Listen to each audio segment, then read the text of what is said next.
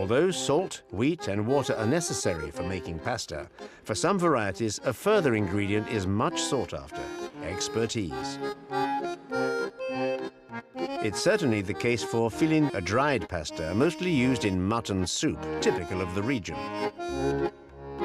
It's the world's rarest pasta because it's quite impossible to produce industrially. The secret of its making is well kept by only a few initiates. The pasta has to be stretched manually to obtain extremely fine threads. Its price can be as high as €150 a kilo. Filindeu, which means son of God in Sardinian, is even inscribed as an intangible cultural heritage by UNESCO. Filindeu is Anna's passion, but no one was prepared to teach her, so she mastered the art herself. It took me almost a year to learn to pull the threads correctly. It's a very difficult but fascinating process to master. When I finally created the magic thread, I was like a child in a toy shop.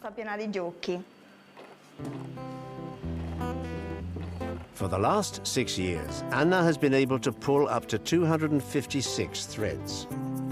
They're applied in 3 layers on a round wicker base before being left to sun-dry for several hours. Anna shares her passion for Filindeu on social networks. She organizes events and cooking classes around the precious thread.